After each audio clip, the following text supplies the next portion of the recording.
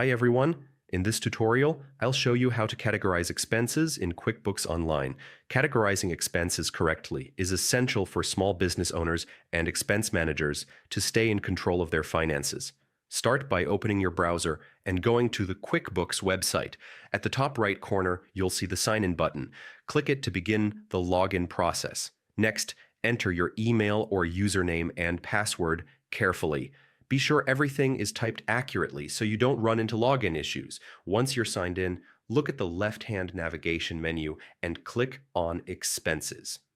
This will take you to the Expenses dashboard, where you'll see an overview of your financial activities. From here, head over to the Vendors section. This is where you can manage transactions tied to different suppliers, which is especially helpful if you're handling multiple accounts. To keep things even more organized, use the filter options. You can sort transactions by purchase orders, overdue bills, open bills, or paid bills. This makes it much easier to find exactly what you're looking for and saves time. Organizing your expenses properly not only keeps your records clean, but also makes tax reporting and financial decision-making much simpler. And that's it. That's how you categorize expenses in QuickBooks Online.